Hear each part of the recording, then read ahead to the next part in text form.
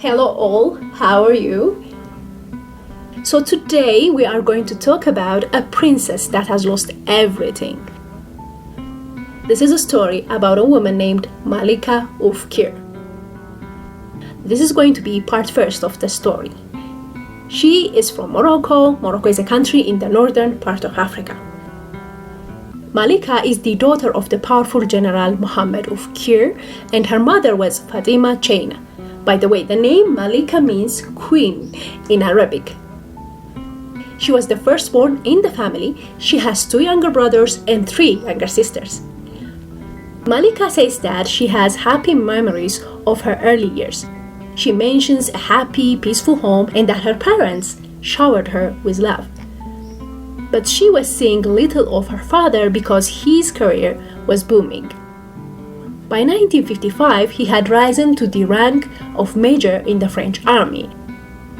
Now you may ask why the French army, right? Well, Morocco was colonized by the French back then. That ended the colonization on March 2nd, 1956. And then Malika's dad left his army position to become King Mohammed V's chief aide de camp. You can tell I don't speak French, right? Anyways, he got that job after playing an instrumental role in bringing the king back from exile. But then the king died in 1961, and by then Malika's dad was head of the police. While her dad was hard at work, Malika's childhood was filled with extravagance. She dressed like a little princess, was shopping with her mother at affluent boutiques in Geneva and Paris. She was going on horseback ridings, taking Turkish baths, and was dancing with her mom to Elvis Presley's songs. They even lived on the Princess Avenue in the residential part of Rabat. Rabat is the capital of Morocco, and yes, they have an avenue named Princess Avenue. Malika's mother was good friends with the king's 2 wives. This is King Mohammed V, by the way. You see, the wives were pretty much in the palace all the time. So their friend, Malika's mom Fatima, would go to visit them at the palace almost daily. She would bring them clothes and makeup, and most importantly, she was the one who brought them the gossip of the town. Now, when Malika was 5, her mother took her to the palace and introduced her to the king and also other members of the court. During this event, Malika met Princess Amina. Princess Amina, was also known as Lala Mina, was the daughter of King and Lala Bahia. She was a year younger than Malika. During this meeting, Malika and Lala Amina were playing while the adults were dining, and then the king got an idea. So he asked to adopt Malika. His reason at the time was he couldn't think of no one better as a playmate, as a sister for his little daughter than Malika. It could be a bit odd now, but at the time, adoption was common at the palace, and the king promised Fatima that she can visit her daughter whenever she wants. So Malika was forced to go live in the palace. Of course, this was not an easy transition for her. She said she cried, stomped her feet, screamed. Regardless, she was taken to the Villa Yasmina, where Lala Mina lived with her governess. By the way, this was a huge villa just 10 minutes away from the palace. Let me tell you about this villa. On the ground floor, there was a huge playroom filled with vast number of toys, including bicycles, miniature cars, cuddly toys, dolls, accessories. There was a cinema for their private use in the villa. The house stood in a splendid garden with thousands of different varieties of flowers like jasmine, honeysuckles, roses. The villa had its own zoo, by the way.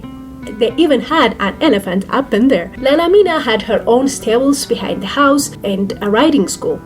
Also behind the house, there was a huge orchard with hundreds of fruit trees. So this is where Malika was living. Every morning, the king would wake the girls up at around 6:30 a.m. and he even had breakfast with them.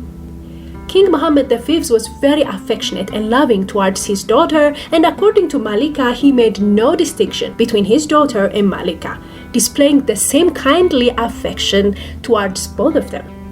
Unfortunately, on February 26, 1961, the king died on the operating table during a routine surgery. Malika was 7 years old by that time. Then 5 days later, the new king, Hassan II, was coronated. He was 32 years old and was the older brother of Princess Lala Mina. Now you would think Malika's mom would take her back home since the king died, but that did not happen. Doing so would have implied that Malika's mom showed less difference to Hassan II than she had shown his father. So Malika continued to live with Princess Lala Amina in the villa. These two little girls continued to live in opulence during the reign of King Hassan II. They were taught French, English, Arabic. Their curriculum included history, grammar, literature, maths, religion. Malika had fun memories. Lala Mina, the king, and Malika had great fun together, especially during the early years of his reign, before the birth of his children, that is. He would play with them, dance with them, sing songs with them. Although Malika had a dream childhood, she missed her family.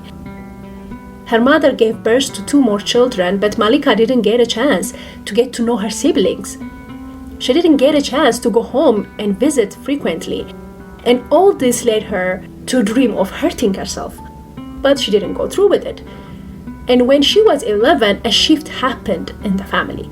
Her mother was drained by her father's infidelity, so she left him. She took her daughters Maria and Suakina with her. She enlisted her son Raouf and another daughter Miriam to a boarding school in Switzerland. She rented a little villa and opened ready-to-wear boutique. She was in love with a younger officer and was living her best life. The king then arranged for Malika's father to remarry, and the wedding was celebrated in great style at the palace. However, after a little while, Malika's dad and mom, they got back together. But because of the previous problems in their marriage, Malika's mother Fatima was shunned from the palace. Fatima had been popular, adored, and yet she was brushed aside by the palace women. This really bothered Malika, and she started thinking it can also happen to her. So one day she broke down crying and told the king that she has a family and that she is heartbroken because she's not with them. The king's pride was hurt by this. However, he graciously returned her home to her family. Her other reason for leaving was that the king wanted to marry her to a general's son whom she didn't like. So finally, Malika was allowed to go home after 11 years. Her family had a house at, you guessed it, at Princess's Avenue. The house had a swimming pool, a tennis court, a cinema, a sauna, and a garage with about 10 cars. Her family had a house at, you guessed it, Princess's Avenue. The house had a swimming pool, a tennis court, a cinema, a sauna, and a garage with about 10 cars. Malika was in her late teens, so she was allowed to live separately from the main house in a studio apartment between their swimming pool and the sauna. She returned to her family after 11 years, so the first few months were hard for her. Her mother just gave birth to her youngest son, Abdulatif, and Malika had an easier time bonding with him than her older siblings. Her father had become Minister of Interior in 1964, and this means he has direct control over most of the security establishments in the country. He had lots of responsibilities. Malika, on the other hand, was living pretty large. For her 18th birthday, her parents invited all of Morocco's high society and had a huge party for her.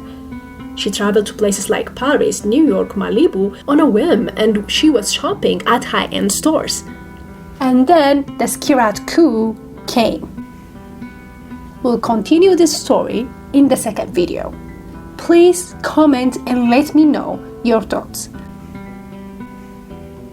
This is a new channel, so please subscribe, comment, and help me grow it. Have a great day!